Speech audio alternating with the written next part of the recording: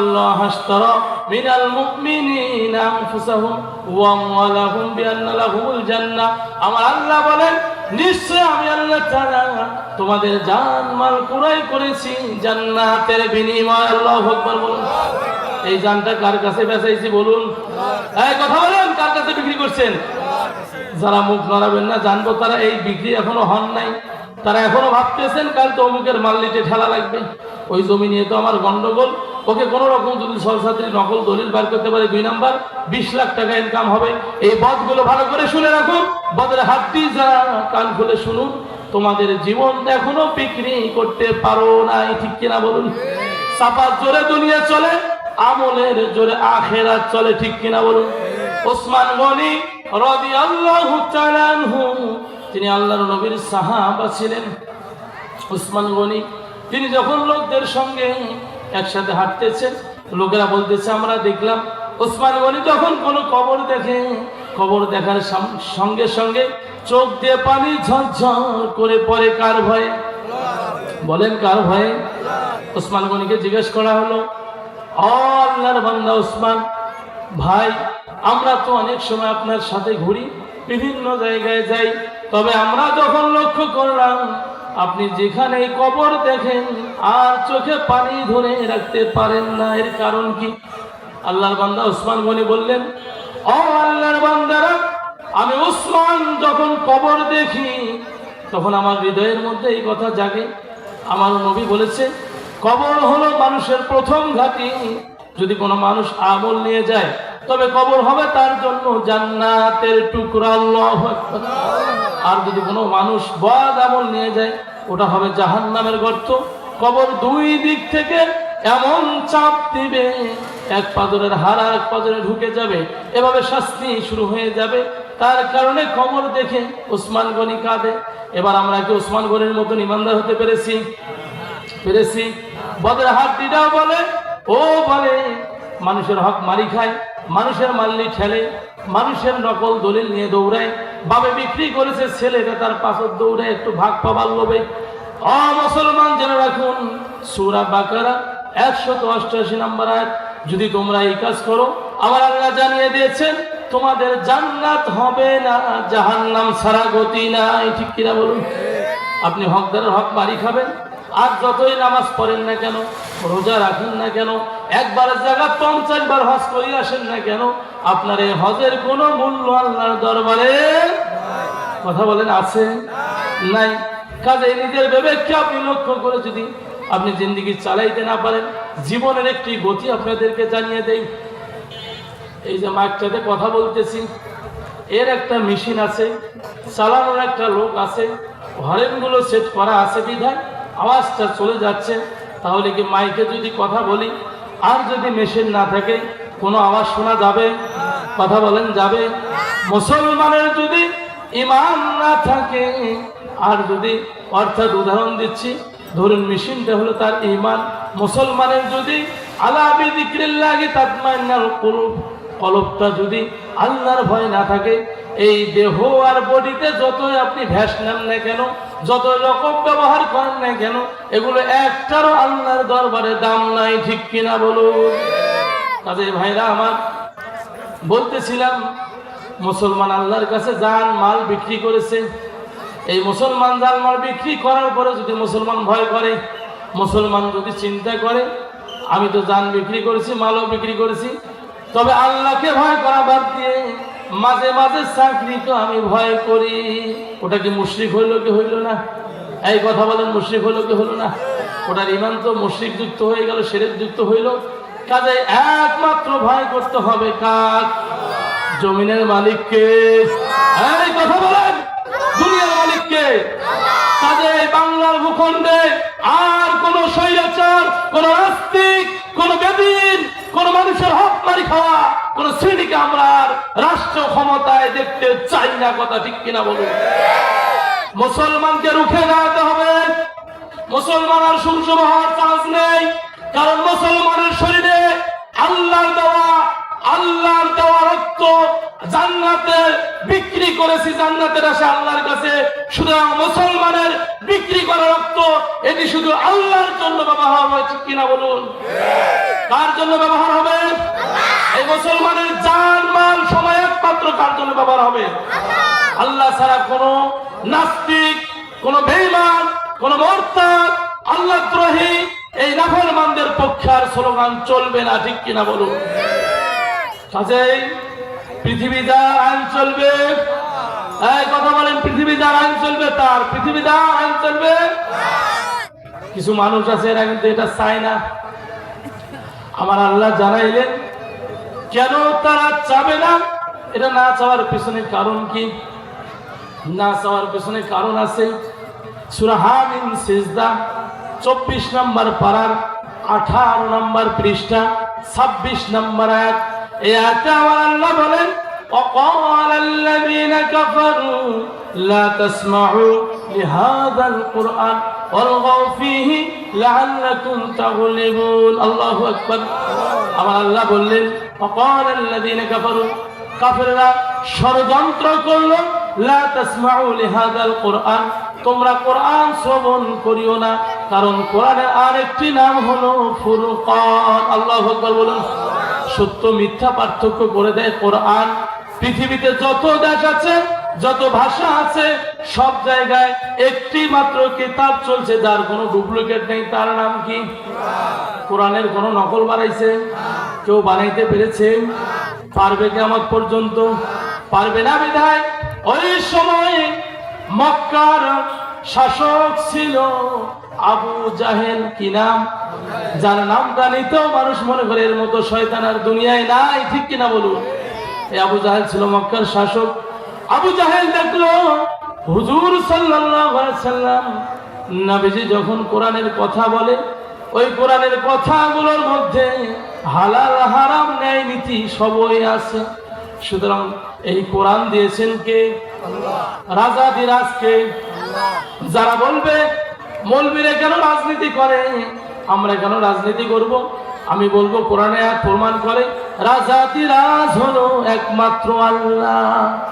সুতরাং আল্লাহ হলো রাজা, তাহলে আল্লাহ যেহেতু রাজা, রাজনীতি করব কার? আল্লাহর জমিনে আল্লাহর রাজনীতি হবে, ঠিক কিনা বলুন? কোন বাতিলের রাজনীতি, যদি বাতিলের রাজনীতি করা হয়, ব্রিটিশের রাজনীতি করা হয়, কাফেরদের রাজনীতি করা হয়, তাহলে বিপদ কি হবে? আবু জাহেল বলল কোরআন সত্য মিথ্যা মানুষকে জানিয়ে দেয়। এবার বলুন তো, একটা ভোলা ডিম, পচা ডিম আর একটা ভালো ডিম, দুইটা যদি পাশাপাশি রাখা হয়, আর যদি আপনাদেরকে বলা হয় পচা ডিম দেন, নিবেন আপনারা? এই নিবেন? কেন নিবেন না? ওটা তো পচা, দুর্গন্ধ। ভালোটার কথা বললে নিবেন কি নিবেন না? আমার আল্লাহ যে আইন দিলেন, যে বিধান দিলেন, সেই রাষ্ট্র পরিচালিত হবে একমাত্র ভালো বিধান দিয়ে, ঠিক কিনা বলুন? আর যদি ভালো বিধান বাদ দিয়ে জরিনা সকিনা ব্রিটিশদের তৈরি করা বিধান নিয়ে যান, তাহলে বিপদ কি হবে লক্ষ্য করুন। আবু জাহেল চিন্তা করলো মোহাম্মদ আমার ভাতিজা, যদি মোহাম্মদ এই কথাগুলো মানুষের সামনে বলে, তবে আমার কথা কেউ মানবে না, আমার কথা শুনবে না, আমাকে দাম দেবে না। বিধায় ষড়যন্ত্র করলো আর বললো লা তাসমাউ লিহাদাল কুরআন, ও আমার অনুসারীরা, আমার দলের লোকেরা, দলের ছেলে পেলেরা, লক্ষ্য করো, তোমরা এই কোরআন শ্রবণ করবে না। তার মানে দলের লোক যদি কোরআন শ্রবণ করত, সে যতই বড় খারাপ হোক কোরআনের পক্ষে আসতো, ঠিক কিনা বলুন? রাসূলকে মারার জন্য গিয়েছিল কে? ওমর। কে গিয়েছিল? ওমর রাদিয়াল্লাহু তাআলা আনহু। তিনি একদিন চিন্তা করলেন, আবু জেহেল দাঁড়িয়ে বলল, এ ওমর। ওমর ছিল আবু জেহেলের ডান হাত। আবু জেহেলের কোন হাত ছিল? হাসিনের ডান হাত ছিল ওবাইদুল কাদের, ঠিক কিনা? এই বদ যতটা ক্ষতি করেছে এই বাংলার ভূখণ্ডে, অন্য কোন মন্ত্রী তা করে নাই, ঠিক কিনা বলুন? এই ভয় করেন নাকি? ভয় কাকে করবেন? শামীম ওসমান এই বদটা ৭০ রাকাত বলে নামাজ পড়তো, বদের হাড্ডি। এরা মিথ্যা বলে বলে মানুষকে ধোঁকা দিত, ঠিক কিনা বলুন? তাদের ভাইরা আমার, ওই সময় ওমর রাদিয়াল্লাহু তাআলা আনহু আবু জেহেল একটা শক্তি ব্যবহার করলো, ওমরকে নিলেন, কারণ ওমরের অনেক শক্তি ছিল। বললো, হে ওমর, আমি তোমার নেতা আদেশ করতেছি, তুমি আমার কথা শোনো, কারণ আমি তো বেতন দেই, আমি তোমার নেতা পদ বাড়ে দিলাম, সুতরাং তুমি মুহাম্মদের কান্না নিয়ে আসো। ওমর বললো এটা কোনো ব্যাপারেই না, গায়ের জোর থাকলে মেলা কিছু করতে চায়, পরবর্তী বিবেক খাটাইলে কিন্তু একটাও আর চলে না। এবার ওমর বলল যে না, এটা তো সহজ কাজ, আমি করতে পারবো। এ বলে ওমর বলল কি করতে হবে আপনি বলেন নেতাজি। বলে এবার মোহাম্মদের মাথা আনতে হবে। ওমর বৈঠক থেকে উঠে গেল বাড়ির দিকে। বাড়িতে যখন যাচ্ছে, বাড়ির ভিতরে ঢুকলো, ভিতর থেকে গুনগুন করে শব্দ আসে, আল্লাহু আকবার। যখন শব্দ আসে, ওমর দাঁড়িয়ে গেল, কে শব্দ করে? বোনকে বলল, ও আমার বোন, আমি বাড়িতে ঢুকলাম আর শব্দ কেন পাইলাম, এটা কিসের শব্দ? বলে ভাই কোনো শব্দ নেই। ওমরকে ভয় বলতেছে। বলে আবার বড় কিসের শব্দ? বলে না শব্দ নেই। বলে এবার বললো কোরআনের শব্দ। কিসের শব্দ? কোরআনের শব্দ। ওমর শুনলো, কে তোমাকে কোরআন শেখাচ্ছে? যে সাহাবা কোরআন শেখাচ্ছে, তিনি ভয়ে কপাটের এই ফুটাটা, কপাটটা যেমন মরে আনলে মাঝখানে একটা গ্যাপ পরে, গ্যাপের মধ্যে লুকাচ্ছিল। এবার ওমর বললো বাইরে হওয়া মৌলবি সাহেব, লুকিয়ে কোনো কাম নাই। ধরে যখন মারধর শুরু করে দিল, মারতে মারতে বলা হয়েছে সেটি ছিল ওমরের সেটি ছিল দুলে ভাই। যখন মারতে মারতে এরকম অসুস্থ হয়ে গেল, অজ্ঞান হলো, বোন ধরলো, বোনের গায়ে আঘাত করলো। এবার ওমর চিন্তা করলো, কি এমন কিতাব, কি এমন কোরআন যেটা জীবন দিবে, ছাড়বে না। আল্লাহু আকবার বলো। আজও মুসলমান আছে জীবন দিতে রাজি আছে, কোরআন ছাড়তে রাজি নাই, ঠিক কিনা? তার এই সূত্র ধরে বাংলাদেশের এক শ্রেণীর লোককে এই বাংলাদেশের মধ্যে স্বৈরাচার সরকার এদেরকে জেলখানায় ভরে ভরে ধরে ধরে আয়নার ঘরে ঢুকাইলো, শেষ পর্যন্ত অনেককে হত্যা করলো, তবুও তারা এই কোরআন ছাড়ে নাই, ঠিক কিনা বলুন? সেই দলটার নাম হলো বাংলাদেশ জামাতে ইসলাম, ঠিক কিনা বলুন? প্রিয় ভাইরা, এবার ঘটনা ঘটলো কি, ওমর বলল কি এমন কিতাব পড়লো যে কিতাব পড়ার কারণে জীবন দিতে চায়, কিন্তু কিতাব ছাড়তে চায় না। আমাকে এটা জানতে হবে। জ্ঞানীরা তর্ক করে না, জ্ঞানীরা সবসময় জ্ঞান অন্বেষণ করে, আর মূর্খরা ভাগের ভাগের করে বেড়ায়। মৌলবীরা এগুলো ভাই কোরআন কিসের রাজনীতি? ও মিয়া, রাজনীতির বোঝো কি? রাজাদি রাজ তো হলো আল্লাহ, সুতরাং আল্লাহর নীতি জমিনে প্রতিষ্ঠা হবে, এর নাম হলো রাজনীতি, ঠিক কিনা? রাজনীতি করবে মুসলমান, আর নোংরা নীতি করবে ব্রিটিশের তৈরি করা গোলাম, ঠিক কিনা বলো? প্রিয় ভাইরা, এবার চলে গেল ওমর রাসূলের কাছে।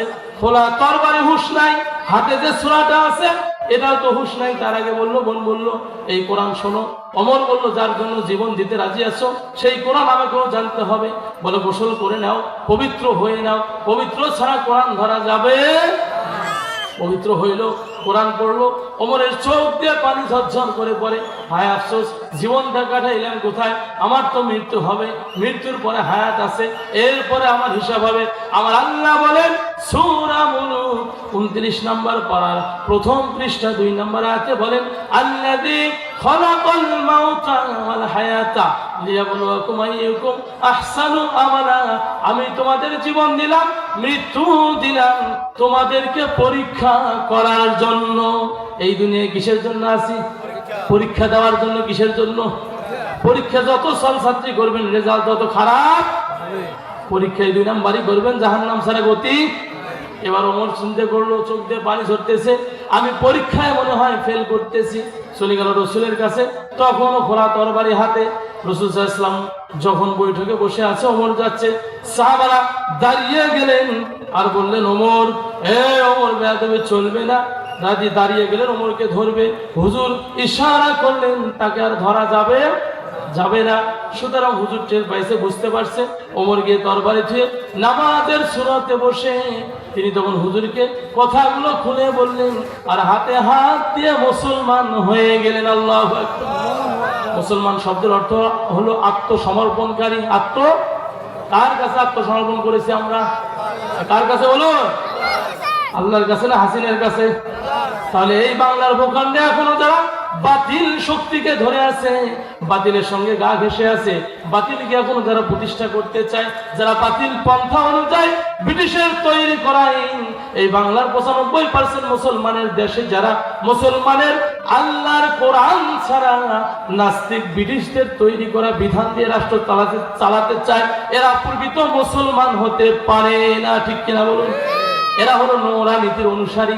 এবার নোংরা নীতি করলো কে? আবু জাহেল। কে করলো? আবু জাহেল চিন্তা করলো, আমার নীতির মধ্যে তো এটা আছে, অন্যের হক মারি খাওয়া, অন্যকে খুন করা, জুলুম করা, নির্যাতন করা, জিনা করা, ব্যভিচার করা, সম্পদ জোর করে দখল করা, লুট করা ইত্যাদি তো আমার দলের মধ্যে আছে। কাজেই আমার এই দল যেন নষ্ট না হয়, এই জন্য কোরআন আর মানা যাবে। কথাটা খুব গুরুত্বপূর্ণ হচ্ছে। আপনারা কি বলবো, শেষ করব? কে কে চান হাত ওঠান, আল্লাহ দেখান। লিল্লাহি তাকবীর, নারায়ে তাকবীর। আল কোরআনের আলো, আল হাদিসের আলো। এই তো স্লোগান ভুলে গেছেন, বলবেন সংসদে যাবো আর ঘর থুয়ে লাভ। ঘর বহু বছর দেখেছি, পড়েছি, চুমু খেয়েছি, গেলাপ দিয়ে পল্টে রেখেছি, এমনকি হাফতি মাদ্রাসায় পড়েছি, কোরআন মুখস্থ করেছি, বারবার ঝুলেছি ঝুলেছি পড়েছি, ঝুঁকেছি পড়েছি, ঝুঁকতে ঝুঁকতে পড়তে পড়তে পায়ের গোড়ার চামড়া গুলো তেলতালা হয়ে যায়, নরম হয়ে যায়, আবার মরে যায়, টান দিয়ে ছেলে ফেলে দেওয়া লাগে। বিনিময়ে দেখলাম 2000 সাল থেকে 2025 সাল পর্যন্ত রানিং যাচ্ছে। এই 25 বছরের মধ্যে দেখলাম হাফেজ হওয়ার পরে কোনদিন কোরআনের সুফল এই জমিনে হইল না, ঠিক কিনা? তাদের আল কোরআনের আলো ঘর ধুয়ে সুমে খা, লাশের সামনে পড়ে এর কোনো মূল্য নাই, ঠিক কিনা বলুন? এটা সংসদে জ্বালাতে হবে। কোথায় জ্বালাতে হবে? এবার বলুন। আল কোরআনের আলো, আল হাদিসের আলো। আল্লাহু আকবার। আবু জেহেল বলল, ও আমার দলের লোকেরা, তোমরা গন্ডগোল করবে, হট্টগোল করবে, যাতে করে এই কোরআন মানুষ না বোঝে। আমাদের এই দেশের মধ্যে বিগত 13 বছর ধরে এমন একটা অপশক্তি, স্বৈরাচার শাসক আমাদের মাথার উপরে শয়তানের মধ্যে এসে, শয়তানের মতো উড়ে এসে জুড়ে বসে এই কোরআনকে বাতিল করার সিদ্ধান্ত নিয়েছিল, ঠিক কিনা বলো? এই কথা বলেন, ঠিক কিনা? তাদের ভাইরা আমার, অলগাও ফিহি লাআল্লাকুম তাগলিবুন বলছে, কোরআন আছে যেখানে গন্ডগোল সৃষ্টি করো। অলগাও ফিহি লাআল্লাকুম তাগলিবুন, যদি গন্ডগোল করো, কোরআন বুঝবে না মানুষ, হাদিস বুঝবে না, আমি আবু জেহেলের অনুসারী হবে। কাজেই আজও যারা দুনিয়ার জমিনে এই কোরআন দিয়ে দেশ চালাতে চায় না, বিশেষ করে বাংলার ভূখণ্ড, টেকনাফ থেকে তেতুলিয়া, রূপসা থেকে পাথরিয়া, এই বাংলার ভূখণ্ডে, বাংলার রাষ্ট্রে যারা কোরআন শাসন হোক এটা চায় না, উল্টা পাল্টা কথা বলে, এই সমস্ত লোকগুলো হলো আবু জেহেলের উত্তরসূরি, ঠিক কিনা বলুন? আবু জেহেলের ডুপ্লিকেট আমরা আর দেখতে চাই না, ঠিক কিনা বলুন? এক নমরুদকে দেখেছি, দ্বিতীয় নমরুদ আর প্রয়োজন নাই, ঠিক কিনা বলুন? কাজে যে আল্লাহ হায়াত দিয়েছেন, জীবন দিয়েছেন, সে আল্লাহর নীতি জমিনে প্রতিষ্ঠা করতে হবে, ঠিক কিনা বলুন? কে কে রাজি আছেন হাত তুলে আল্লাহকে দেখান। লিল্লাহি তাকবীর, নারায়ে তাকবীর। প্রিয় ভাইরা, হাত নামান। এবার আরেকটি হুঁশিয়ারি করে দিয়ে যাচ্ছি, গ্রামগঞ্জের, শহর বন্দরে প্রত্যেকটা জায়গায় মুসলমান দলবদ্ধ হতে হবে। আমার আল্লাহ জানান সূরা বাকারা 4 নম্বর পারার 2 নম্বর পৃষ্ঠা 102 নম্বর আয়াতে বলেন, ওয়াতাসিমু বিহাবলিল্লাহি জামিআ। ও পৃথিবীর মানুষরা, বিশ্বাসীরা, মুসলমানরা দলবদ্ধ হবে, ওলা তাফাররাকু, বিচ্ছিন্ন হয়ে না। সুতরাং দলবদ্ধ হতে হবে। গ্রামগঞ্জ, শহর বন্দর প্রত্যেকটা জায়গায় দলবদ্ধ হয়ে রুখে দাঁড়াতে হবে বাতিলের বিরুদ্ধে, ঠিক কিনা বলুন?